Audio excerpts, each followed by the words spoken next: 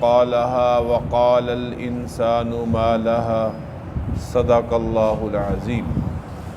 اللهم صل على محمد وعلى آل محمد كما صليت على إبراهيم وعلى آل إبراهيم إنك حميد مجيد. اللهم بارك على محمد وعلى آل محمد كما باركت على إبراهيم وعلى آل إبراهيم إنك حميد مجيد. رب زدنی علما رب اشرح لی صدری ویسر لی امری واحلل عقدۃ من لسانی یفقہوا قولی. سورۃ الزلزال مدنی صورت ہے اور آخری پاروں میں جو صورتیں ہیں ان میں سے ایک سورہ مبارکہ ہے جس کی آیات کی تعداد 8 ہے اور رکوع اس کا 1 ہے.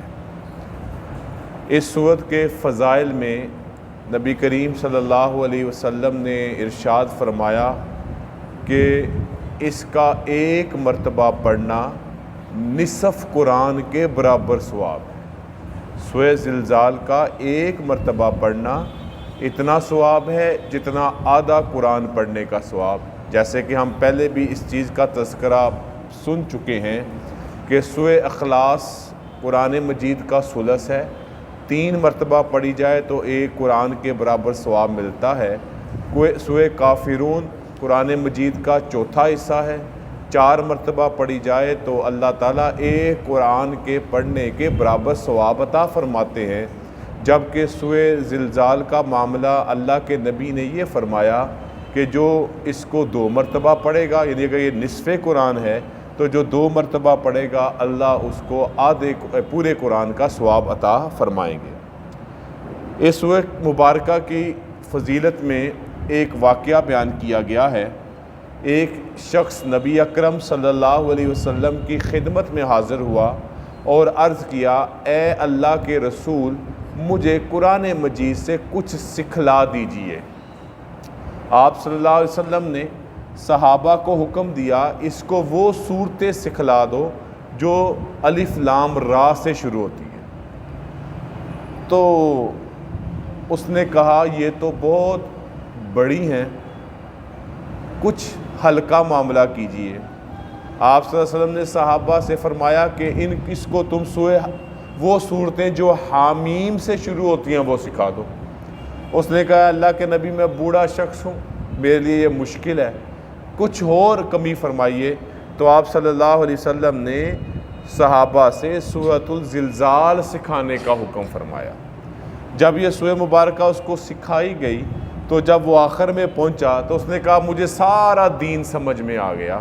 تو اللہ کے نبی صلی اللہ علیہ وسلم نے فرمایا واقعی اس کو پورا دین سمجھ میں آ گیا، کیونکہ یہ سورہ مبارکہ آخرت کے جب احوال بیان کرتی ہے تو بندے کو سمجھ آ جاتی ہے کہ دنیاوی زندگی کیسے بسر کرنی ہے، کہ آخرت میں انسان کا بلا اور خیر ہو جائے اور دنیا میں ایسی زندگی بسر کرے کہ اس کی آخرت جو ہے وہ سنور جائے، خیر والی ہو جائے.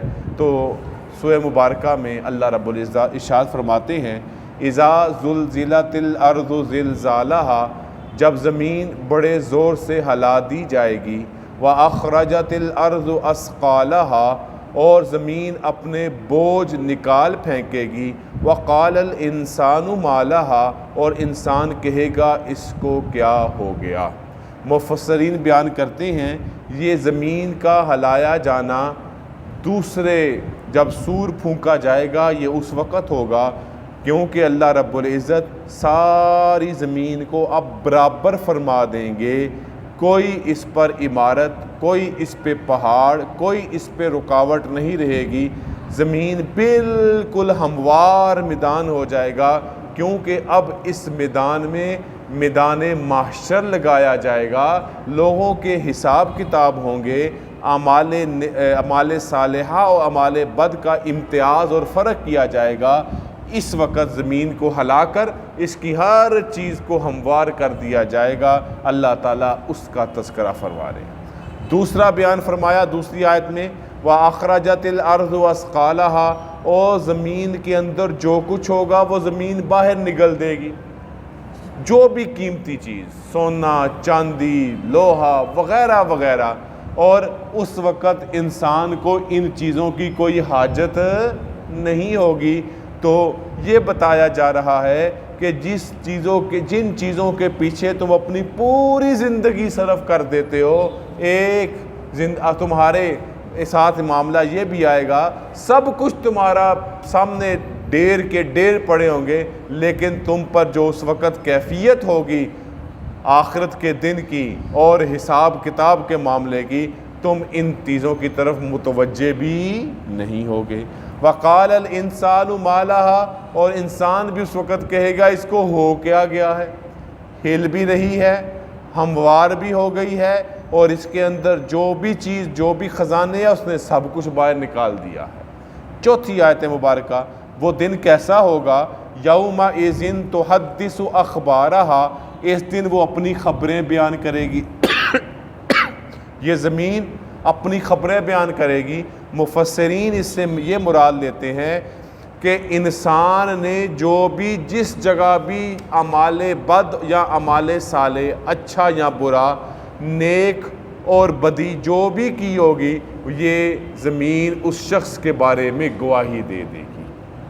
جس نے جہاں پر نیک عمل کیا ہے، زمین کہے گی اے اللہ رب العزت، اللہ رب العزت پہلے سے جانتے ہیں، یہ ایک گواہی ہوگی انسان کے خلاف، تاکہ یہ بولنے کے اور آگے سے حجتیں قائم قابل نہ رہے۔ یہ اس نے یہاں پر یہ نیک عمل کیا، اس نے یہاں پہ سجدہ کیا، یہاں پہ نماز پڑھی، یہاں پہ زنا کیا، یہاں پہ شراب نوشی کی، یہاں پہ فلاں برا کیا۔ وہی زمین جہاں پہ کون سا اچھا یا برا عمل، وہ زمین یومئذ تحدث اخبارہا، اس دن وہ اپنی خبریں بیان کرے گی۔ بِأَنَّ رَبَّكَ أَوْحَىٰ لَهَا، اور اس لیے اس اللہ رب العزت ہی حکم دیں گے، چل بھئی بول، بتا تیرے اوپر کیا کیا ہوتا رہا، یعنی تیرے اوپر کس نے کون سا نیک عمل کیا، کس نے کون سا اچھا عمل کیا۔ وہ زمین اللہ کے حکم سے پکار اٹھے گی کہ فلاں نے یہاں پہ سجدہ کیا، فلاں نے یہاں پہ فلاں برا کام کیا۔ اللہ رب العزت ہمارے ساتھ زمین کی اس گواہی کے معاملے میں خیر کا معاملہ فرمائے۔ اسی لیے یہ بھی بیان کیا جاتا ہے کہ جب بندہ مسجد میں نماز پڑھنے کے لیے جائے، اپنے لیے نماز کی ایک جگہ مخصوص نہ کرے، بلکہ مختلف جگہوں میں نماز پڑھے۔ پہلی صف کی اپنی فضیلت ہے، دائیں طرف کھڑے ہونے کی اپنی فضیلت ہے، لیکن کم از کم اتنا ضرور زندگی میں ایک مرتبہ کر لے کہ مسجد کے تمام حصوں میں کچھ نہ کچھ نوافل یا فرض جو بھی ادا کرنے کی کوشش کرے، تاکہ زمین کی ہر نکر اس کی سجدہ ریز ہونے کی گواہی دے دے۔ اللہ فرماتے ہیں پھر کیا ہوگا، یومئذ یصدر الناس اشتاتا لیروا اعمالہم، اس دن لوگ مختلف حالتوں میں لوٹیں گے، ہر ایک کی اپنی اپنی حالت ہوگی، اپنا اپنا عمل اپنے اپنے ساتھ، نیک اعمال والے اپنی حالت میں، برے اعمال والے اپنی حالت میں، ہر کوئی اپنے گناہوں کے بقدر مصیبت میں ہوگا، گناہوں کے بقدر پسینے میں شرابور ہوگا۔ نیک اعمال کرنے والے اللہ کے پیغمبر، اللہ کے اولیاء، صحابہ کرام، وہ مطمئن چہروں کے ساتھ ہوں گے، کیونکہ اللہ تعالیٰ نے ان کے لیے خیر اور بلائی رکھی ہوگی، وہ اطمینان کے ساتھ ہوں گے۔ تو ہر بندہ مختلف حالتوں کس میں لوٹے گا، کیوں؟ لِيُرَوْا أَعْمَالَهُمْ، تاکہ ان کو ان کے اعمال دکھائے جائیں۔ کون سے اعمال، برے یا اچھے؟ وہ کیسے دکھائے جائیں گے یہ اللہ رب العزت بہتر جانتے، جیسے اگلی دو آیتوں میں اللہ رب العزت نے اس کا بیان بھی فرمایا کہ وہ اعمال کیسے دکھائے جائیں گے۔ وہ اعمال ایسے دکھائے جائیں گے جیسے آج کل ہم سب کچھ ایک دوسرے کا ویڈیو کی شکل میں دیکھ لیتے ہیں۔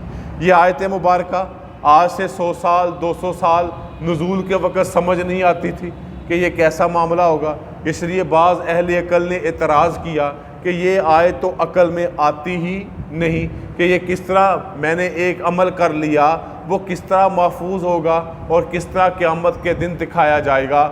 ان عقل کے اندھوں کو کیا معلوم ہو، دکھانے والی قدرت اللہ کی ذات ہے، اللہ کے لیے کچھ بھی بعید نہیں، اللہ تعالیٰ کسی چیز کے محتاج نہیں، اللہ سے کوئی کام مشکل نہیں۔ ان اللہ علی کل شیء قدیر، بے شک اللہ تعالیٰ ہر شے پر قادر۔